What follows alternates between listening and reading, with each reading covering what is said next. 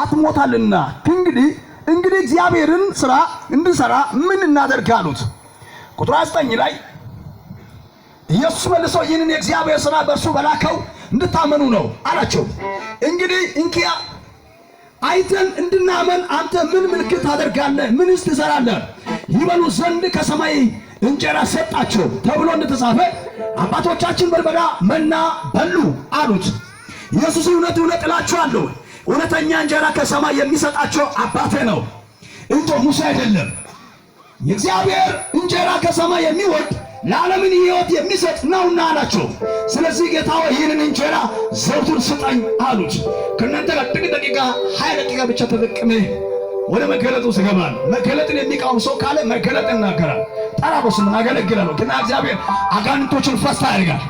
ዘርጋችሁን ከፍ አድርጌ ጠንቆ ተጉሸባኪ ጦሳላ ነጉሻ ማሻከስ ጎታ ወሳተና ጦሳ ጎት ና እንደዚህ በሚል አሪስ ትንሽ ደቂቃ ላካፍላችሁና የማይቋረጥ እንጀራ ኢየሱስ ነው ይላል።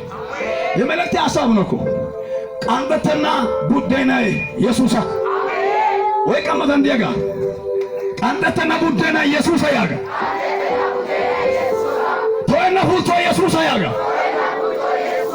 ቃንበተና ቡዴና ኢየሱስ ያጋ ታራ ዋሰና አሜን ያጋ ወይ ከዲያ ቃንበተና ቡዴና ኢየሱስ ያጋ የሚገርመው ነገር ከምዕራፍ 1 ጀምሮ ታላላቅ የእግዚአብሔር ቃል የዛብዴዎስ ልጅ ዮሐንስ ከምዕራፍ 1 እስከ ወደ ታች ድረስ 5 መልእክቶችን የጻፈ ዮሐንስ በሚገርም ሁኔታ የእግዚአብሔር ቃልን ያስረዳል።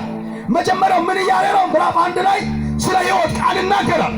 በመጀመሪያ ዘመን በመጀመሪያው ቃሉ በእግዚአብሔር ዘንድ ነበረ፣ ቃሉም ሥጋና እውነት ተሞልቶ ጸደረ።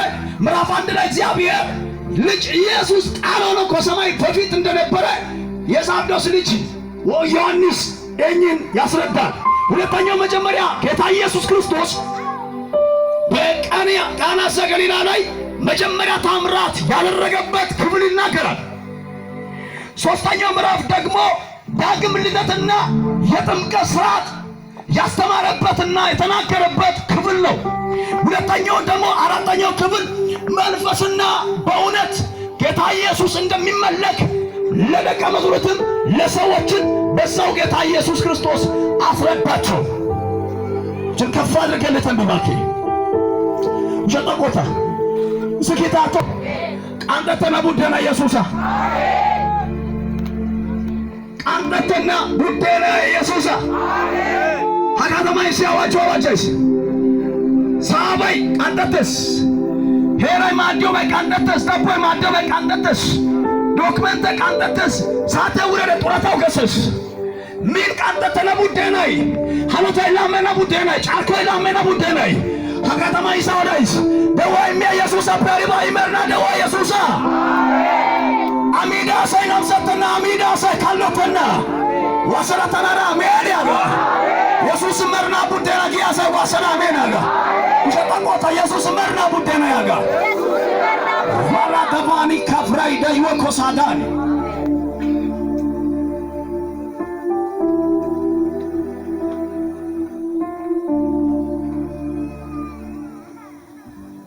ምዕራፍ 5 እግዚአብሔር ከአብ ጋር እኩል እንደሆነ አምላክ እንደሆነ የሚያስረዳ ክፍል ነው። ሌላው ደግሞ ምዕራፍ 6 ዳግም ስለ ታላቁ ማዕድ እንድናደርግ ያሳል። ምዕራፍ 7 ላይ 3 መብል አለ። እቺ ነገር ተናግሬ ጸልያለሁ። መጀመሪያው የበረከት እንጀራ አለ። ሁለተኛው የበረሃው መና አለ። ሶስተኛው የሕይወት እንጀራ አለ። መጀመሪያው የበረከት መና አለ ወይም እንጀራ አለ። ሁለተኛው የበረሃ መና አለ። ሶስተኛው ደግሞ የሕይወት እንጀራ አለ። ሕይወት እንጀራችን ከአብ ዘንድ የተላከ የናዝሬቱ ኢየሱስ ነው። አጠገብ ያለው ሰው ያዝና ጨበጥ አድርገህ ያዝና ኢየሱስ የዘላለም ሕይወት ነው በሉት። አላላችሁ ማሰሙ ያስ ማታንዲያ ቆይ ለይታ አይስንጣጤ ላይ ነው መጣዶ ኢየሱስ ያ አንደተነ ቡዴና ኢየሱስ ያ አንደተነ ቡዴና ኢየሱስ ያ ይሰማችኋል። እዚህ ሲያሳይ ወላይታ ተሰባከነ ይወጣው ገላና ሰባካይስ ታሲጀመር አማራቶ ማጊዮ ባሪከሽ ወርሲ የሚስተው 2015 አሳቢ የሆነ ቸርች ያገላገልሽ ቶራሜ ማራጊ ወላይታ ተጣላ ማራጊ ይጠሪ በቃ አጋስ ታና አገላገላጊ እኮ አማራቶ ይማ ይጥቆ ነው ኦላስ ጦቆታ ኩሽ ጦቆታ ነባኪ ጦቆታ ነታ ሲራይታ ያተነ ወገተነ እዚህ ሲያሳጋግ ዶም ቢያና ይዳሰ ከደ ሰራይ በሐኒፈ ያ ሰራባ እኮ ይወድ ነው ፊያ ኪታንጨ ታታናባይስ ኩሽ ጦቆታ ጋር ጦቆታ ኪታታ ዋና ሃይቀና ነባናሽ ነቢታ ወቅና ዋና ወላይ ሾታና እዚህ ሲያሳ ዶክመንት ያቦላ ፎቶ ባላ ውጥዳ ሾሻኒ በባላሽ ሃይቀና ኩሽ ጦቆታ ዋሰላ ሜናጋ ፈጣን ይየልይ ሰዓት ስለሌለ 10 ደቂቃ ብቻ ነው ቀረኝ። የበረከት መና እግዚአብሔር ስለ ዕለትም ወይም ስለ ዕለት ቃና እንጀራ የሚሰጥ መሆኑን ያሳያል። እግዚአብሔር ስለ ዕለት እንጀራ የበረከት እንጀራ ይባላል። የበረከት መና ይባላል። የበረሃው መና እግዚአብሔር ለዘመናት የሚመገብበት ያስተምራል። እስራኤላውያን ምድር በዳ የበሉት መና ነው። መና ወደ ካናን ያደርሳል። መና ልክ እስራኤላውያን ኢያሱ ላይ እንደዚህ ይላልና ወደ ካናን እንደደረሱ መናው ምን ሆነ ተቋረጠ ይላል። ልክ እስራኤል ቢታ ያን ጋክ ወደ ካናን ቢታ ያን ጋክ ወደ መና ይቃጠት ይሳግስ የመናው መና ማለት የስሙ ትርጉም ምንድነው ማለት ነው? ዋት ኢዝ ዚስ ሀቤ አይቤ ኪዮጋ የመናምንተ ትርጉም ማለት ነው። አይመን ግጥነ ደዋጊዮጋ መና ጊዮጋ አራት ብልሽትባ መና ሚዳ ሳይ አወዳ ኪጎዳ ኮይሯን ካናን ቢታ ጋከስ ካናን ቢታ እስራኤል ያሳይ ያንቲ ካናን ቢታ ጋክ ወደ የምድርቶን ፍሬ በበሉ ጊዜ ምን ሆነ? ምን ሆነ ይለብሱ ተቋረጠ ይላል። መና ወደ ካናን ያደርሳል። የዘላለም እንጀራ ወደ ሰማይ ያደርሳል። እሱ የእግዚአብሔር ልጅ ኢየሱስ ይባላል። አንድ ሰው ጮኸ ኢየሱስ በሉት።